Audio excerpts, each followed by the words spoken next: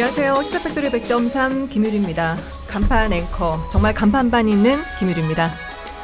안녕하세요. 저는 시사팩토리 100.3 금요판과 나흘통 진행을 맡고 있는 조광래입니다. 저는 떨립니다. 클래스 차이가 너무 큰 것 같아서요. 방송 끝나고 비상구에서 이제 발음이 왜 그러냐 이제 이런 지적을 받는 거 아니시겠죠? 네, 그럼요. 저는 정치해설가 이태임입니다. 반갑습니다. 네, 저는 공동진행자 이동훈입니다. 네, 너무 반가워요. 금요판 진행자들 진짜 보고 싶었거든요. 지난번에 이선호 군수 방송에서 시민주권 쟁취방송이라고 소개했었는데 정말 시민주권을 쟁취하고 있는 것 같아요. 멋있더라고요. 아유, 과찬의 말씀이십니다. 감사합니다.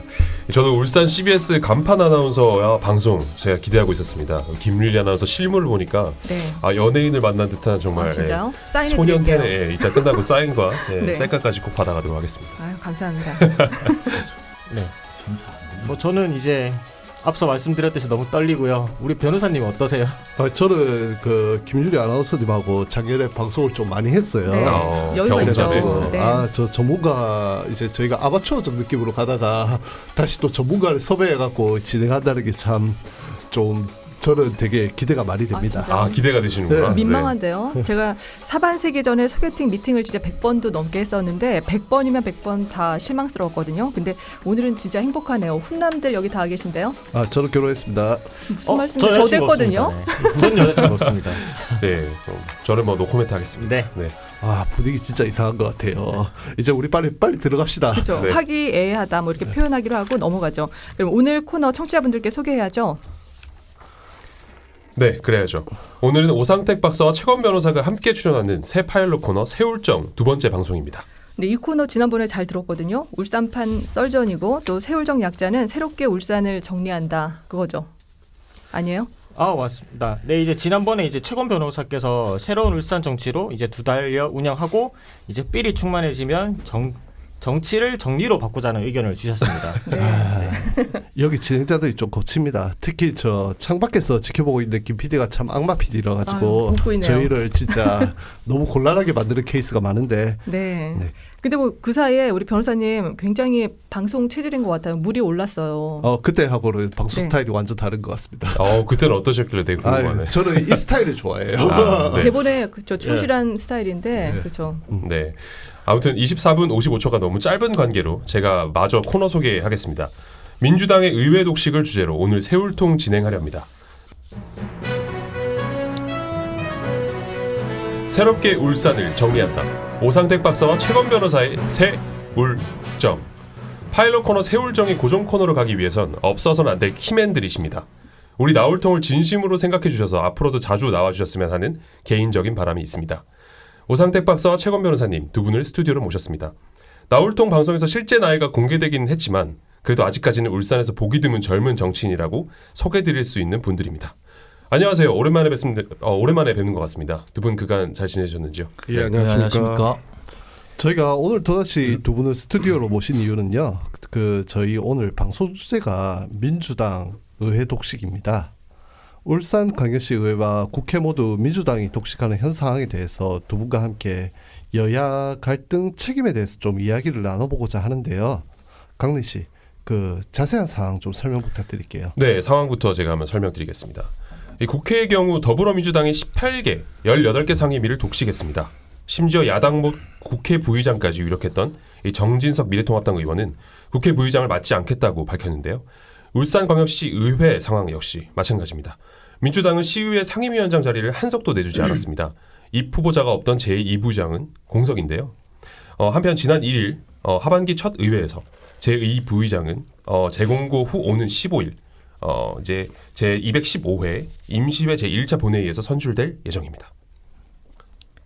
네, 이런 상황을 놓고 여야 갈등 책임에 대해서 오늘 오상택 박사와 최건 변호사와 함께 이야기 나눠보려고 하는데요. 본격적으로 시작하기 앞서서 두 분 우리 시사팩토리 100.3과 또 나울통 청취자 여러분들께 좀 인사 한 말씀 부탁드릴게요. 네, 안녕하십니까. 저 오상택입니다. 또 뵙게 돼서 너무 반갑습니다. 예, 오랜만에 뵙습니다. 저 최건 변호사라고 합니다. 반갑습니다. 네, 뭐 그 인사가 좀 짧으셔서 좀 당혹스러운데 예. 그러면은 제가 바로 들어가겠습니다. 그 첫 번째 질문 드릴게요. 그 약간 국회에서 분쟁이 그 이제 지방으로도 이전이 된 느낌입니다. 그 오늘 아침에 또 강릉도 문제가 되더라고요. 그래 그 더불어민주당과 미래통합당이 울산시에 의해서 그 의장단과 상임 구성을 놓고 갈등을 벌이고 있습니다. 국회의원실 상임위원장 자리를 놓고 같은 갈등을 보였는데 여기에 대한 근본적인 이유는 무엇이라고 생각하시는지요? 네, 우리 오상택 박사께서 먼저 말씀 부탁드리겠습니다. 일단은 이제 국회나 지방 의회가 이제 공조 나오는 것에 대해서는 좀 안타까움이 있고요. 이제 표면적 이유는 국회 같은 경우는 이제 법사위원장 배분 문제로 촉발됐다고 생각하고요. 네. 그리고 울산시의회 같은 경우는 상임위원장 한석 추가 배분 이 문제 가지고 이제 논쟁이 되고 이렇게 갈등이 되고 있는 상황입니다. 일단 더불어민주당 입장에서 봤을 때는 이제 국회나 시의회를 다 봤을 때는 일단 협상을 먼저 우선순위로 했고 원내 교섭단체 중심으로 여야 간의 의장단 그다음에 상임위 배분에 대한 협상을 진행했으나 잘 진척이 안 되고 있는 거죠. 한 달간 협상을 계속 진행했고 여야 간에 또 3차례 가합의까지 이뤄졌고 그리고 뭐 5차례 이상의 본회의까지 연기되는 이런 상황이 있었는데요. 그래서 더 이상은 협상에 기다릴 수 없다. 그러니까 이제 일하는 국회를 만들겠다. 그리고 일하는 의회를 만들겠다. 이런 취지에서 현재 이렇게 진행되고 있는 상태로 알고 있습니다. 청취자 여러분도 아시겠지만 20대 국회를 좀 상기해 보면요. 국회 항상 공존하고 일을 하지 않았습니다. 네. 거리에서 항상 투쟁을 하고 야당 같은 경우는 그리고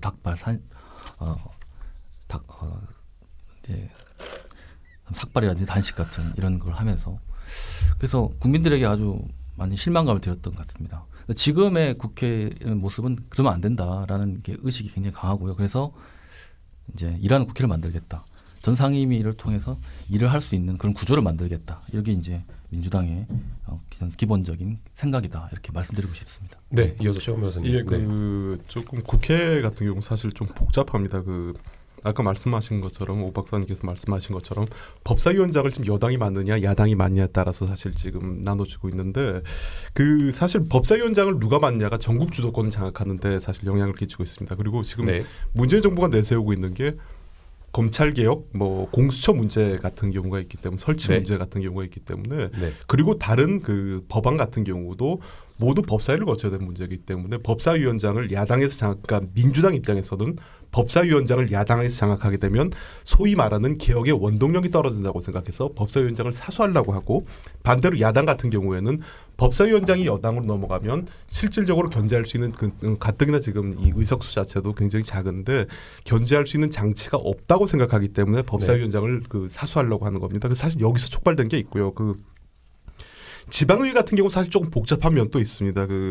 아까 말씀하신 것처럼 중앙의 문제가 지역으로 좀 이게 퍼진 것도 있는데 반대로 얘기하면 울산시정을 누가 좀 주도적으로 운영할 건가도 있고 2022년 지방자치단체 선거가 있습니다. 아시다시피 그렇기 때문에 여기 지금 현역 시구위원들 같은 경우는 대부분이 또 사실 또 출마할 예정이기 때문에 실제로 자리를 누가 확보를 하고 또 왜냐하면 유권자들한테 다가가기 위해서는 내가 이런 자리를 거쳤다. 그리고 내가 이런 자리에서 무엇을 했다가 필요하기 때문에 자리를 누가 차지하냐도 사실 있는 것 같습니다.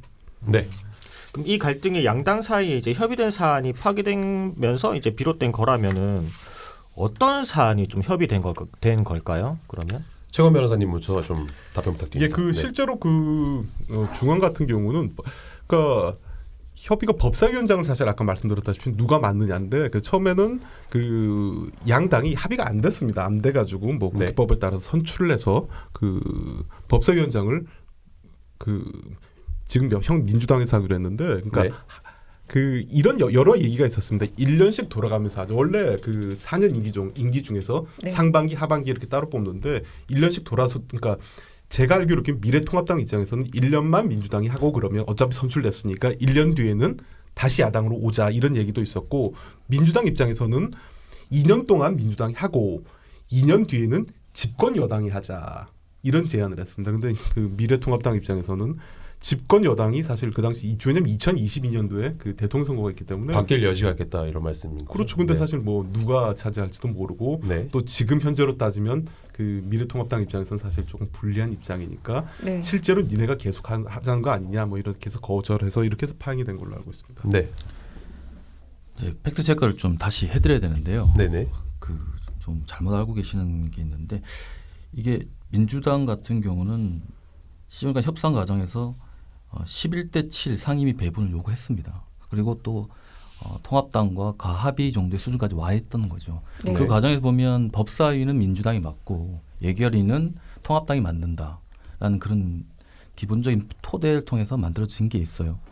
그래서 통합당에 만들어졌던 그 내용들을 가합의를 통합당 내부로 해서 다시 논의를 다시 진척시켰던데 그것이 이제 되지 않았던 거죠. 통합당 내부에서 또 이런 강경 노선과 여러 그 논의에 대한 또 심의가 있었지 않겠습니까? 근데 그 과정에서 되지 않았던 걸로 저는 알고 있고요. 그리고 집권 여당이 됐을 때 이제 법사위원장을 1년 분기 나눴을 때 이제 집권 여당이 됐을 때 다시 법사위원장을 가져온다는 민주당이 낸 게 아니라 박병석 의장이 중재안으로 이렇게 냈던 과정이 있습니다. 그러니까 그 박병석 의장이 냈던 중재안을 통합당도 이제 받지 않았던 거죠. 그래서 더불어민주당 입장에서는 최대한 협상의 여지를 주기 위해서 많은 노력을 했고 네. 11대 7이라는 가합의까지 도출했었는데 통합당 내부 사정에 의해서 되지 않았던 거다. 이게 명확한 진실이라고 볼 수 있고요. 그 울산시 의회 상황도 저는 비슷하다 봅니다. 상임위원장 한석을 더 추가를 요구를 했는데 처음에 부의장의 한석으로 이렇게 좀 가합의가 도출되는 분위기가 있었다 하는데 그 과정에서 다시 또 통합당 내부에서 또 합의 도출이 실패하고 상임위원장 한석도 추가를 요구하는 과정에서 또 협상이 난항이 됐던 과정 이런 것들이 좀 진행되지 않았는가 이런 설명드리고 싶습니다. 네. 그렇군요. 그럼 상임위원장 배분을 놓고 지금 문제가 되는데 이게 법적인 또는 뭐 정치적 가이드라인이 있는 건가요? 그 제가 거기서 말씀드리자면 그 국회법에 따르면 그 국회 중앙과 국회 같은 경우 국회법에 따르면 그 선임된 해당 상임위원 중에서 그 무기명 투표로 선거하고 제적의원 과반수 출석과 출석의원 다수의 득표자를 준하에 본의에서 선출하도록 되어 있습니다. 그리고 그 지방의회 같은 경우도 저 울산광역시 조례에 따라서 선출하도록 되어 있습니다. 네. 그 말씀하신 것처럼 그 오 박사님께서 말씀하신 것처럼 사실 그 의석수 배분에 따라서 상임위원장 그 숫자는 정하는 게 보통 일반적인데 네. 그 17대 국회부터 17대 국회부터 운영위원장은 여당이 가져가고 법사위원장은 야당이 가져가는 게 어느 정도 관례로 되어 있습니다. 그러니까 네. 지금 그 이게 파행이 된 게 그 11대 7 이 숫자 때문에 파행이 된 게 아니라 법사위원장을 누가 가져갔냐는 것 때문이죠. 네. 그래서 그 미래통합당 입장에서는 숫자가 그렇다고 하더라도 중요 상임위는 니네만 가져가고 우리는 실제로 그렇게 비중이 없는 상임위만 가져가면 안 된다 이런 입장이고 그리고 또 그 미래통합당이 내세우는 그 입장 중에 하나는 여태까지 운영위원장은 여당이 가져가고 법사위원장은 야당이 가져가는 게 관례화되지 않았느냐 이렇게 얘기를 하고 그 민주당 입장에서는 관례화된 것이 아니라 변할 수 있다 이런 것 때문에 지금 그 파행이 된 걸로 알고 있습니다. 네. 이제 법적 해석은 최고원 변호사님께서 잘 말씀해 주셨고요. 네. 국회법이나 지방자치법, 울산시의 회의 규칙을 따르면 지금 현재 의장 그리고 또 상임위 배분은 아무 법적으로 문제가 없습니다. 그러나 말씀하신 관례 문제가 이제 충돌하고 네. 있는 문제잖아요. 그런데 이제 저는 이제 관례 문제도 좀 이거는 좀 뭐 통합당 입장에서는 좀 할 말은 아니다 이렇게 말씀드리고 있는 게 이미 20대 국회에서는 그 당시 집권 여당인 새누리당이 법사위원장을 하셨어요. 그러니까 논리적으로 보면 본인들이 집권 여당에 있을 때 법사위원장을 하였던 게 있는 과정이 있는 거고요. 네. 그리고 시의회 상황을 봤을 때는 민주당이 다 독식을 했다고 이렇게 말씀하시는데 지금 민선 7기입니다. 그런데 이제 민선 2기, 3기, 5기, 6기 이 과정을 겪어보면 딱 네. 추적을 해보면 그 당시 다 거의 한나라당, 새누리당, 그다음에 통합당 거의 뭐 이렇게 이런 식의 독식을 했던 과정이 있습니다. 그래서 역지사지라 혹은 또 자기 과거의 문제를 좀 확인해 보면 이 문제가 그렇게 뭐 민주당이 과도하다 할 정도인지에 대한 좀 의문이 좀 갑니다. 네. 네. 그 국회로 다시 돌아가겠습니다. 그 더불어민주당 소속 의원들이 그 상임위원장 배분에 미래통합당을 배제를 결정을 했잖아요. 이러한 결정이 그 적절한 결정이라고 보이시는지요? 제가 말씀드리자면 사실 그 적절하지 않다고 말씀드리고 싶습니다. 그 우선 저 문재인 정부가 내세우는 협치에도 맞지가 않을 뿐만 아니라 의회 민주주의에도 사실 위반되는 것입니다. 그리고 그 실제로 그 아까 말씀하셨다시피 그 지금 현재 그 민주당이 다수당이긴 하나 미래통합당을 지지한 그 국민들도 굉장히 많습니다. 이분들의 민의도 당연히 반영돼야 되는 것이고요. 네. 그리고 그 우리나라는 저 뭐 헌법에도 규정되어 있지만 그러니까 삼권이 분립되어 있습니다. 실제로 그러니까 제가 여기서 사실 좀 주목하고 싶은 것 중에 하나가 왜 정부 여당에서 법사위원장을 그렇게 고수하냐 이것 때문입니다. 실제로 그 법사위원장이 사실 뭐 이런 얘기도 상임위 중에서 상원이다 이런 얘기로 나올 정도로 사실 권한이 막강하긴 합니다. 근데 네. 지금 집권 여당에서 사실 이 법사위원장을 고수하려는 이유 중에 하나가 그 제가 말씀드렸지만 올해 예정되어 있는 공수처 설치 문제부터 시작해서 검찰 개혁 관련해서 여태까지 그 민주당 입장에서는 미래통합당이 방해를 하기 때문에 못하겠다 이런 취지를 들고 있는데 제가 우선 드리고 싶은 마음은 그 말씀은 그 지금 민주당에서 주장하고 있는 검찰 개혁 방안이나 사법 개혁 방안이 과연 옳은 것이냐. 이거부터 우선 사실 짚고 넘어가야 될 것 같습니다. 만약에 그 방식이 옳고 국민들의 전체 여론이 반영된 것이면 그게 어느 정도 정당성이 있을지 모르겠다마는 지금 현재 사실 저는 그렇게 생각하지 않습니다. 그렇기 때문에 우선 다시 돌아가면 협치나 의회 민주주의 차원에서도 이렇게 파행되는 건 바람직하지 않다. 어느 정도 조금 양보가 필요하지 않냐 이런 생각입니다. 네. 네. 네. 뭐 협치 분명히 중요합니다. 그리고 합의와 협의를 통한 또 국회 의정 또 의회 의정이 필요한데요. 근데 저는 아까 중요한 지적하셨는데 법사위 근데 왜 그러면 통합당이 왜 이렇게 법사위를 이렇게 집착하느냐 그걸 좀 되묻고 싶다는 거죠. 그럼 법사위를 그럼 정부 여당을 견제하고 하는 수단이 법사위밖에 없느냐?